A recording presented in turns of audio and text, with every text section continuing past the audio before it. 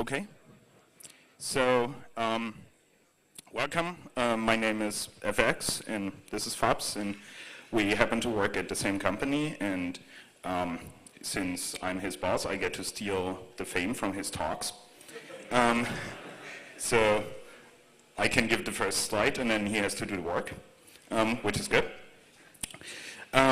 And I'm also responsible for making him work on stuff. And so we had a partial disclosure this year, quite similar to Dan Kaminsky's DNS partial disclosure approach. And Dan's case was special. Oh, sound system. So Dan's case was special.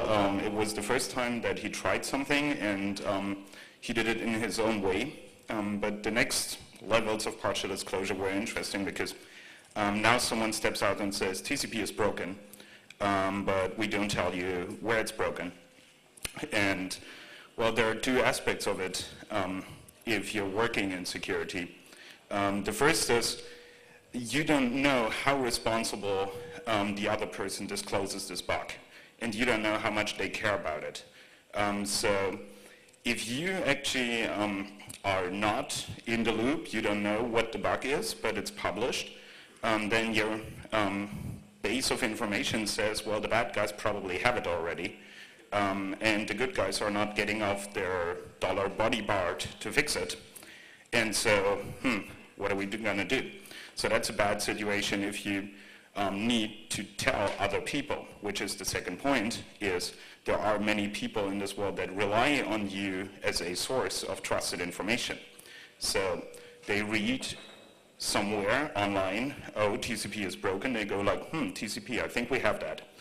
And then they call you. And, well, they expect you to give them a decent answer. And if the answer is, don't know, that's actually not really good, because that makes them go panic over something that they shouldn't, or makes them ignore something that they should panic about. So that is a problem, and the discoverer, the original discoverer that followed partial disclosure, might actually not care about all that.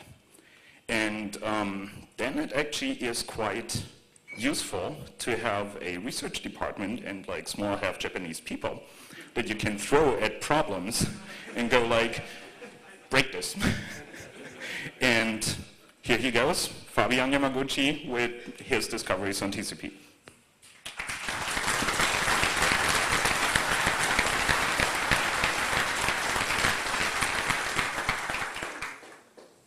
Okay.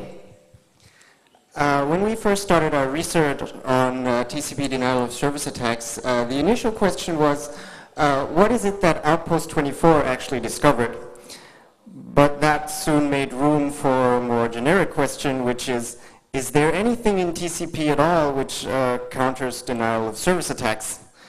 And in this talk, we want to justify our answer, which is basically, well, there's not much. And apart from that, this has been really exciting. So I'm trying to motivate you to get into this spec hacking because it's really fun. Okay, so first of all, what are we talking about? Denial of service. Well, that basically means that what we want to do is either make a service unavailable, or make the host unavailable which runs the service, or make the network, the complete network, unavailable. And if we look at the history of TCP, then we know it's developed somewhere in the 80s and as a military project. So of course, availability is a major issue. It's just that they've taken an approach to availability from a really, from the Cold War perspective, which is totally different from ours. So if you take a look at the whole protocol suite of TCP/IP, what you have, what you always hear is the so-called end-to-end paradigm and decentralization, which basically means that what they've done is they've moved the entire intelligence of the system into the end nodes, which basically means that if something breaks in between, that's not that bad. The services are still going to be available.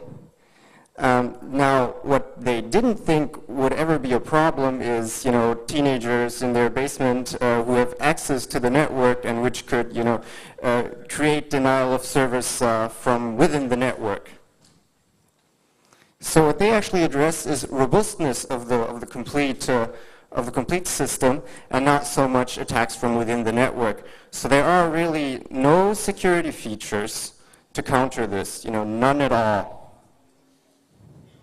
Okay, so I hear you saying no security features. What about sequence numbers, source ports, stuff like that? We all know we can't just get into hijack a TCP connection because we're going to need a valid source port, we're going to need valid sequence numbers. But if you take a look at these concepts, you'll soon discover that source ports have nothing to do with security. Source ports were introduced to do multiplexing. That means you have several connections over one physical link. And sequence numbers are there to provide ordered data transfer, so that if you put A and B into the network, you actually get A and B in that order on the other side. Now in 2004, this guy named Paul Watson demonstrated a couple of attacks, so-called TCP reset attacks, and they very much show why it's a bad idea to rely on things which were not initially thought of as security measures to provide security.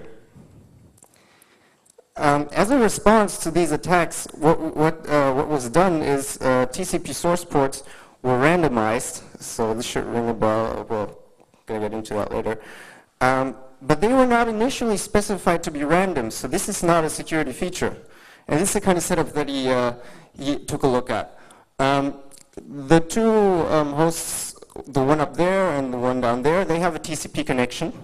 And there's an attacker which can reach both of the hosts. Well, he just needs to reach one, but anyway, he doesn't sit between the two hosts, so he can't really see what they're talking about. And now what he wants to do is he wants to reset the connection so that they can no longer communicate. So now you may be thinking, okay, so he needs a sequence number. That's like 1 out of 2 to the power of 32, but that's not really the case. He just needs a sequence number somewhere in the so-called transmission window, which is the amount of data which is currently out in the network. Now, the problem with this is really that if you take a look at what people are working on in TCP, then we want more performance over long-fed networks, which basically means something like satellite links, stuff like that, where you have lots of bandwidth, but it takes awfully long to get a response. So one thing they introduced was the so-called extension for high performance, and it allows you to increase the window size to a maximum of 2 to the power of 30. So that then leaves you with, 4 tries. Okay? So that's pretty easy. Well, you don't really have, you never have windows of that size, but you have windows of huge size in the core of the internet, BGP, where you have long-living TCP connections with huge windows. So that was a major issue, and the issue arises because there's really a clash in responsibilities here. The sequence number is supposed to just tell you what byte in the data stream you're looking at. It's designed to provide ordered data transfer, but people just assume that it's a security feature, which it is not. And now we add the high performance extension, and suddenly the space in which you need to guess becomes really small. But it took this guy to also convince us, to randomize UDP ports while we're at it. So, yeah. So let's just sum this introduction up with a nice statement by Stefan Hemminger, who is a major contributor to Linux TCP. He basically says on his blog somewhere, anyway, fast forward out of the peace and love decade and welcome to the modern internet with people trying to mess up TCP connections. This kind of attack from within was unfortunately not one of the scenarios that the initial internet designers considered. And it's been a bit of a problem since. Okay, so now we will have to go through some important basics, so bear with me.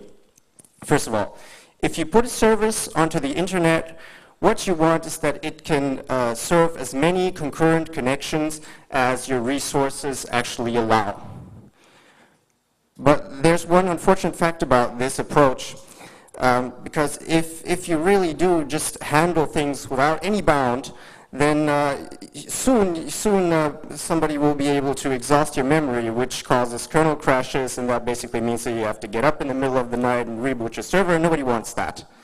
So what was introduced by implementers, and this is important, this is not in the TCP specs, was the so-called backlog. Okay? So the backlog was initially the number of pending connections that could be in the queue at one point in time. So once that was full, no more connections were taken to protect memory, basically. So this is kind of an artificial bound. And it's a problem because if this artificial bound is just a lot lower than the actual memory that you have, then of course it will be a lot easier to exhaust this the artificial bound. Okay? And now that Outpost 24 announced their vulnerabilities, there's been a lot of talk about, SYN flooding, the old style SYN flooding, and comparisons to connection flooding. And people talk about it like it's pretty much the same thing. All that happens is you send another ACK, and the effects are the same. And I want to clarify this issue because, you'll see. Okay, so this is the backlog that got SYN flooded. What you see here is it is the queue of pending connections, which means if you send a SYN, then you can create an entry in this queue. And you can also send an ACK, and then that will be an established connection. But what's important is, the gray blocks, the half-open connections, they are unknown by the layer 5 application, which may be Apache or something like that. So Apache is not yet able to retrieve these connections. So if you just fill the complete backlog with half-open connections, then the server won't be able to take in any more new connections. So this was fixed, and now we're looking at, one more thing. What makes this extremely attractive is that you don't even need the answer from the host, so you can spoof your IP address. So if somebody says, if somebody's attacking us, then let's just block that IP. You can't do that for SYN flooding, okay? And this is the backlog today, and it's very different. The backlog today contains all the connections which are fully established, but which have not yet been accepted by the layer 5 process. So this is important because the layer 5 process can accept these connections at all times. There are no connections which it does not know about yet. So here's the direct comparison. Basically, the point of all of this is that the impact of the attack for SYN flooding is the same regardless of service. But for connection flooding, it's actually your responsibility as an application writer to make your program resilient against connection flooding attacks. So there are a couple of things you need to watch out for. If you don't accept new connections fast enough, what will happen is that the backlog will be exhausted. So it will feel pretty much like a SYN flood. That's the same part of the system that's been attacked, even though it's a bit of a different backlog, really. And once that you have accepted these connections, there is no bound on them. Okay, so the backlog does not tell you that if you want to handle 5,000 connections or something for one host, then that's all your business. TCP has nothing to do with that. Okay? So what does that mean for you? Well, it means if you write a TCP-based service, you need to keep in mind that you will have to have a short thread of execution which handles accepting, so that you don't have too much code between subsequent calls to accept. And you need to place your own upper bound on the number of connections you handle, because TCP is not going to do that for you.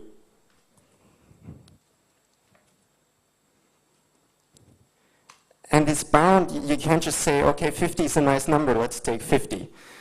You actually have to look at how much memory do I have, how big can kernel buffers become, stuff like that. It's tricky. It's not that easy right now. I mean, I'm not saying that it's a good idea to have the application responsible for these things, but right now the application is responsible because the kernel's just not going to do anything about it.